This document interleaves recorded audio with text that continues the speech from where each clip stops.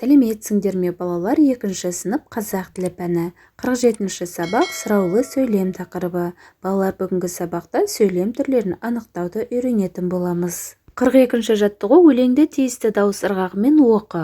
Хабарлы сөйлем мен сұраулы сөйлемнің оқылу ырғағын салыстыр.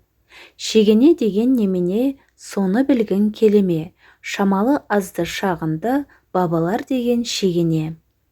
Өлеңнің авторы Мұзафар Әлімбай. Балалар, хабарлы сөйлемде соңғы сөзінде дауыс ырғағы төмендесе, сұраулы сөйлемде керісінше дауыс ырғағы жоғарылайды. Өлеңдегі сұраулық мағынаны білдіріп тұрған сөзді тап дейді. Өлеңдегі сұраулық мағынаны білдіріп тұрған сөздер немене, келеме деген сөздер. Қарамен жазылған сөздің жазылуына назар аудар. Балалар, өлеңдегі қарамен жазылған сөз шегене деген сөз.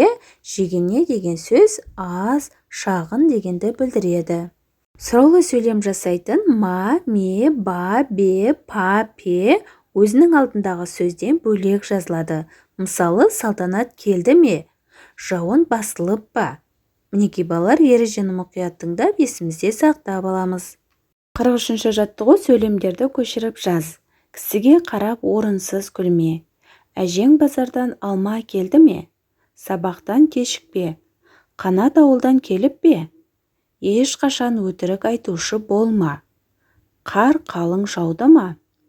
Қарамен жазылған сөздерді салыстырып, өзің қорытынды жаса дейді. Балалар, сөйлемдердегі қарамен жазылған сөздер күлме, әкелді ме, кешікпе, келіп пе, болма, жауды ма деген сөздер. Мұнда балалар әкелді ме, келіп пе, жауды ма деген сұраулы сөйлем жасап тұрған сөздерде ме, пе, ма қосымшалары алдыңғы сөзден бөлек жазылып тұр. Ал хабарлы сөйлемдердегі күлме, кешікпе, болма сөздеріндегі ме, пе, ма қосымшалары сөзбен бірге жазылып тұр екен. Сұраулы сөйлемдегі сұраулық мағынаны білдіретін сөз басқа сөздерге қарағанда көтеріңкі дауыспен оқылады.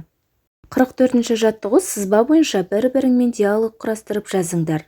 Балалар, сызбада мектепке бару, театрға бару, емханада болу, кітапханада болу деген сөздер берілген екен. Ал енді осы сөздерді қатыстыра отырып диалог құрастырып жазып көрейік. Сәлем Зере, сен бүгін мектепке барасың ба? Сәлем Ерлан, барамын. Сабақтан кейін театрға барасың ба? Театрда жаңа қойылым болады екен. Қойылым біткен соң кітапханадан кітап таңдап алайық. Жақсы идея, маған шығарма керек еді. Қайтар жолда емханаға соғайық. Анам сол жерде жұмыс істейді. Анаммен бірге қайтайық, Жарайды. Мінекей балалар, сызбадағы сөздерді қатыстыра отырып, осы сияқты диалог құрастырып жазып көрулеріңе болады. 45-ші жаттығу: берілген сөйлемнің сұраулы сөйлем екенін дәлелде. Сен нешінші сыныпта оқисың?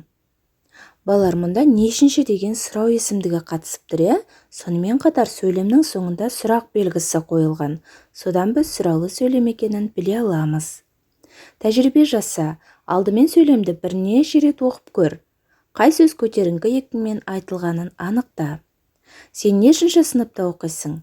Балалар, мұнда нешінші дегенде дауыс ырғағы сәл көтеріледі екен. Зерттеу барысында сұраулы сөйлемде сұрау мәні бар сөздің көтеріңкі екпінмен айтылғанына көзіңді жеткіздің. Мінекей балалар, осымен бүгінгі сабағымыз аяқталды. Сендерге барлық тапсырмалар түсінікті болды деген ойдамын. Балалар, келесі жаңа сабақты жіберіп алмау үшін каналға тіркеліп қоңырауша белгісін басуды ұмытпаңдар. Келесі жаңа сабақта кездескенше сау болыңдар.